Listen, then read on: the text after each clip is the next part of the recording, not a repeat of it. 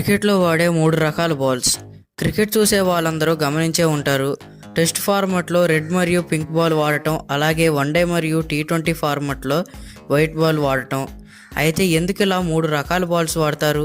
క్రికెట్లో వాడే 3 రకాల బాల్స్ మధ్య తేడా ఏంటి?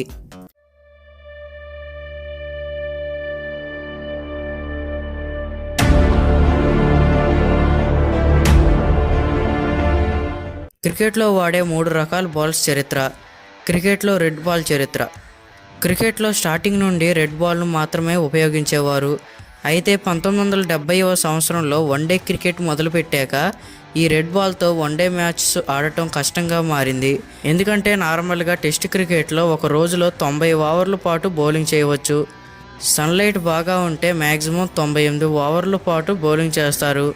కానీ అప్పట్లో వన్డే క్రికెట్ అంటే ఇన్నింగ్స్కు 60 ఓవర్లు చొప్పున ఉండేది. అంటే డే టైంలోనే మొత్తం 120 ఓవర్లు కంప్లీట్ చేయాలి. కానీ ఒక్క రోజులో అన్ని ఓవర్లు కంప్లీట్ చేయడం అంటే చాలా కష్టం. క్రికెట్లో వాడే 3 రకాల బాల్స్లో రెడ్ బాల్ అనేది డే టైంలోనే బాగా కనపడుతుంది. ఫ్లడ్ లైట్స్లో రెడ్ బాల్తో క్రికెట్ ఆడటం అంటే చాలా రిస్క్తో కూడుకున్న పని. ఎందుకంటే ఫ్లడ్ లైట్స్ అనేవి కొంచెం ఎల్లో కలర్ లైటింగ్ను ఇస్తాయి. దీంతో ఫ్లడ్ లైట్స్ వెలుగులో రెడ్ బాల్ ఎర్రగా కాకుండా కొంచెం బ్రౌన్ కలర్లో కనిపిస్తుంది.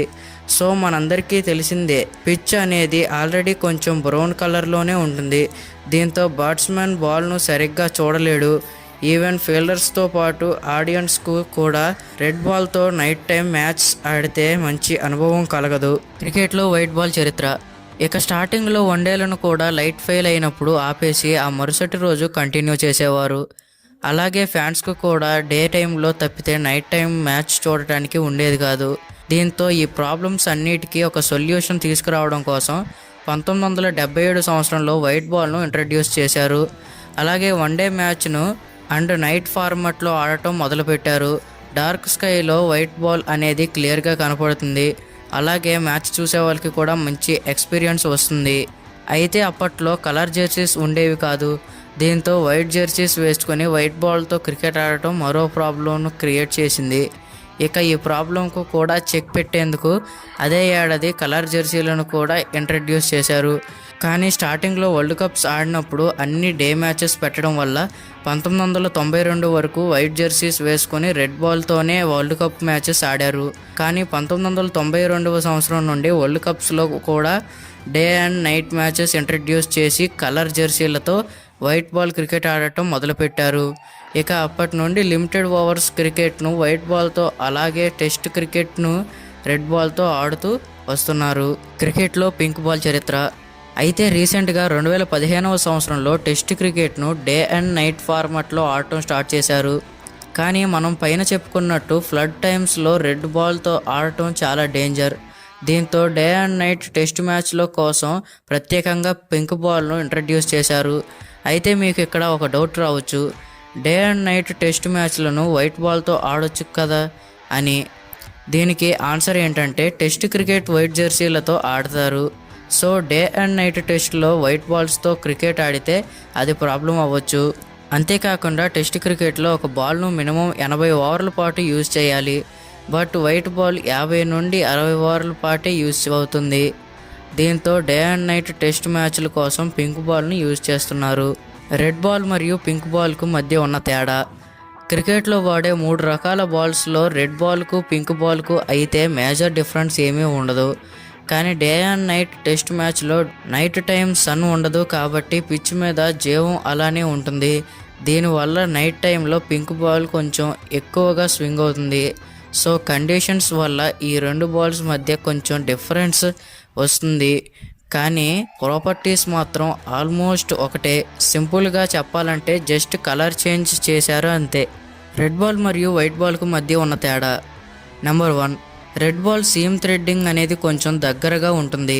అంటే బాల్ మీద ఉండే కుట్లు కొంచెం దగ్గరగా ఉంటాయి. దీనివల్లే రెడ్ బాల్ 80 ఓవర్స్ వరకు స్ట్రాంగ్గా ఉంటుంది. కానీ వైట్ బాల్కు ఉండే థ్రెడ్డింగ్ మాత్రం కొంచెం వైడ్గా ఉంటుంది. దీంతో వైట్ బాల్ అనేది 50 ఓవర్స్ ముగిసేసరికి షేప్ అవుట్ అవ్వడం స్టార్ట్ అవుతుంది.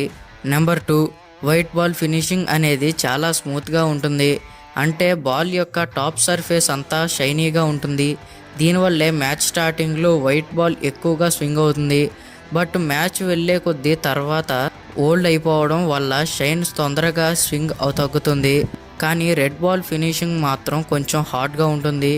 అలాగే షైన్ పాట్ మరియు రఫ్ పాట్ లాంగ్ టైం వరకు ఉంటాయి. దీంతో స్టార్టింగ్లో 30 ఓవర్స్ వరకు బాల్ బాగా స్వింగ్ అవుతుంది. నెంబర్ 3, రెడ్ బాల్తో కంపేర్ చేస్తే వైట్ బాల్ వెయిట్ ఎక్కువగా ఉంటుంది. దీనివల్ల బౌలర్ వైట్ బాల్స్ను సరిగ్గా కంట్రోల్ చేయలేడు. బాగా స్కిల్ ఉన్న బౌలర్స్ మాత్రమే అనుకున్న లైన్ అండ్ లెంత్ను నిలకడగా వేయగలరు. బట్ రెడ్ బాల్ కొంచెం వెయిట్ లెస్గా ఉండటం వల్ల అది చాలా వరకు బౌలర్ మాట వింటుంది. సో ఫ్రెండ్స్, ఫిజికల్ ప్రాపర్టీస్లో రెడ్ బాల్కు మరియు వైట్ బాల్కు ఉండే మేజర్ డిఫరెన్సెస్ అయితే ఇవి. అయితే వైట్ బాల్ క్రికెట్లో బ్యాట్స్మెన్ రిస్క్ తీసుకొని కొంచెం అటాకింగ్ గేమ్ ఆడుతాడు కాబట్టి రన్స్ ఎక్కువగా వస్తాయి.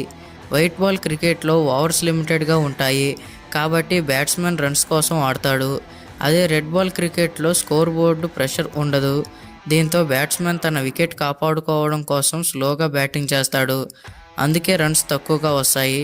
ఇక ఇంటర్నేషనల్ క్రికెట్లో వాడే 3 రకాల బాల్స్ను ఎస్జీ, కుకుబురా మరియు డ్యూక్ కంపెనీలు తయారు చేస్తాయి. ఈ వీడియో మీకు నచ్చినట్టయితే లైక్ చేయండి, సబ్స్క్రైబ్ చేసుకొని పక్కనున్న బెల్ ఐకాన్ ఆల్లో సెట్ చేయండి. Thanks for watching. జై హింద్.